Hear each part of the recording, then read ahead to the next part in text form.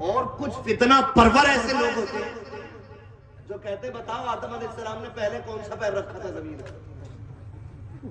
تو بتا تو نے کون سا رکھا تھا؟ بھائی جو چیز ضروری نہیں ہے اس میں وقت برباد کرتے ہو. کبھی آ کے پوچھ میری دعائیں قنوت سننے نماز ہوتی ہے کہ نہیں, میری سورہ فاتحہ سن لیجئے, تشہد میں کہاں انگلی اٹھانی ہے کہاں رکھنی ہے. کبھی آ کے یہ تو پوچھا کرو, یہ بھی تو پوچھ لیا کرو نماز چاشت کی نیت کیا ہے, نماز کسوف و خسوف کی نیت کیا ہے. کبھی یہ بھی تو پوچھا کرو تہجد میں کب اٹھنا ہے کب سونا ہے. یہ طریقے بھی تو پوچھ لیا کرو. ہمیں یہ پوچھنے کی فرصت نہیں ملتی ہے. اگر امام 5 منٹ لیٹ ہو جائے تو کلیجے پھٹ جایا کرتے ہیں. 5 منٹ لیٹ کیسے ہو گیا؟ 5000 تنخواہ لے رہا ہے. ڈنکے کی چوٹ پہ کہتا ہوں نماز جتنی تیرے امام پہ فرض ہے اتنی تیرے 18 سال کے بیٹے پہ فرض ہے. جتنی رکعت امام پہ لازم ہے اتنی تیرے بیٹے پہ لازم ہے. تو اپنے بیٹے کو فجر میں یہاں پر رضائی اڑا کے آتا ہے, امام کی آ کے چارپائی اٹھاتا ہے. تجھ سے یہ تو نہیں پوچھا جائے گا امام کتنی دیر میں آیا تھا, لیکن یہ ضرور پوچھا جائے گا جس بیٹے کو تو نے کمبل میں لپیٹا تھا اس پہ نماز فرض تھی کہ نہیں. لازم یہ نہیں ہے کہ امام کی مخالفت کرو, لازم یہ ہے امام سے پہلے بیٹے کا ہاتھ پکڑ مسجد میں لا. خدا کی قسم رب بھی راضی ہو جائے گا, مدینے والا مصطفیٰ بھی راضی. کدھر جا رہے ہم؟ اپنی اصلاح سے غرض نہیں. سوچ ہوئے کھا کے بلی حج کو چلی, کہاوت ہے جی ہمارے یہاں, سوچ ہوئے کھا کے بلی حج کو چلی. نکلے یار ان سے, اپنی اصلاح کرو اپنی.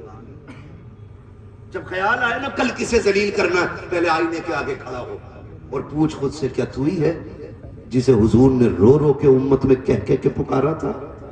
پوچھ کبھی اپنے آپ سے کیا تو وہی کر رہا ہے جو میرے نبی نے کہا تھا؟ بندہ اپنی اصلاح کرے پھر دیکھو پورا معاشرہ سنورتا ہے کہ نہیں سنورتا ہے. آج ہم اپنی اصلاح پہ نہیں پوری دنیا کی اصلاح پہ لگے پڑے. ہم نکلیں گے, اوئے ادھر آ, مونچھ کدھر گئی, ادھر آپ پونچھ کدھر گئی؟ سب سے پوچھ رہا, کبھی خود سے بھی پوچھنا تیرا قدم کدھر اٹھ رہا ہے. معاف کیجئے گا اگر 4 ٹائم مسجد میں پابندی سے چلے جائیں, اگلے دن اس بندے کا نام لیتے ہیں جس کی 1 رکعت یا 1 وقت کی چھوٹ گئی. وہ کہتے ہیں وہ نہیں آیا بھائی نماز میں, وہیں کھڑے ہو کے کہہ رہا ہے مسجد وہ نہیں آیا نماز میں. کیوں؟ تو یہ دکھانا چاہتا ہے کہ تو 5 ٹائم آ رہا ہے. مجبوری بھی تو ہو سکتی ہے اس کی.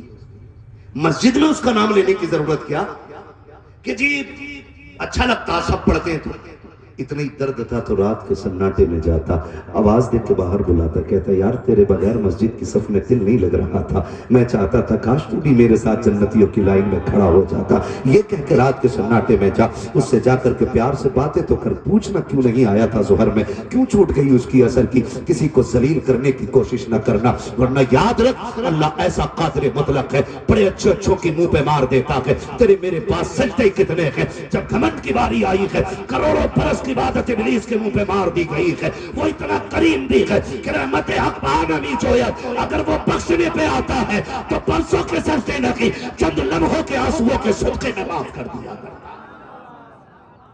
ہمارے رویے اور ہمارے طریقے, معاف کیجئے گا ابھی کچھ دن پہلے کی بات ہے, یہ کہہ کے جاؤں گا کیونکہ سوشل میڈیا کا دور ہے, دنیا میں بات پہنچے گی. جہاں سے فون آیا ابھی وہاں گیا نہیں ہوں, گیا تو بات کروں گا, لیکن میں چاہتا ہوں ہم سب اس سے سبق حاصل کریں. ایک بندے نے فون کیا, امام تھا, امام اس نے کہا حضرت میری بچی بیمار ہو گئی, بخار کا دور چل ہی رہا ہے, میرا بیٹا بھی رات میں آیا نہ تو ہاسپٹل میں تھا, صبح میں آیا. تو میں سچی بتاؤں زبان کے یہ بھرم نبھانے بڑے مشکل ہوتے ہیں, کیے ہوئے وعدے بڑی مشکل سے نبھائے جاتے ہیں, لیکن امید کرتے ہیں حضور کے کرم پہ ہم ان کی زبان کے لیے نکلیں گے, وہ ہمارا خیال رکھیں گے. یہ سوچ کے ہم گھر سے نکل آتے ہیں. آپ کو اللہ سلامت رکھے. اس بندے نے معلوم کیا کہا, فون کر کے کہا بچی بیمار ہو گئی, 3 دن ایڈمٹ رہی, اور پلیٹلیٹ جو گر جاتی ہے نا, کیا بولتے ہیں اس کو ڈاکٹر صاحب, کیا بولتے ہیں ان کو؟ پلیٹس بولتے ہیں نا, ہاں. تو جو ڈینگو کی وجہ سے وہ پلیٹیں گری نا, تو اس نے کہا نا کہ 3 دن لگے, تقریباً 45,000 کا خرچ آیا. اس نے کہا تنخواہ کتنی؟ 7,000 تنخواہ. کہا میں نے حضرت ادھار لے لیا, इस उम्मीद पे लिया था कि इमामत की तनख्वाह मिलेगी ना आगे तो मैं कर्जे उतार दूंगा। वो रो के कहने लगा, गया ना तो मस्जिद के मुतवल्ली ने कहा, मौलाना अब तुम्हारी जरूरत नहीं है, अब तुम जा सकते हो, दूसरे इमाम का इंतजाम कर लिया गया है। ये देखो मेरे हाथ जुड़े हैं। आज अगर इमाम के आगे मजबूरी है, आपके मातहत के आगे मजबूरी है, आप वो आपके सामने खड़ा है ना जो आज जिससे आप हिसाब ले सकते हो, तो डरो अल्लाह के अजाब से। आज आप उसके साथ नरमी का रवैया नहीं करोगे ना, अल्लाह ऐसी मुश्किलों में डाल देगा, कोई बचाने वाला नसीब नहीं होगा। आप अपने लहजे दुरुस्त करो।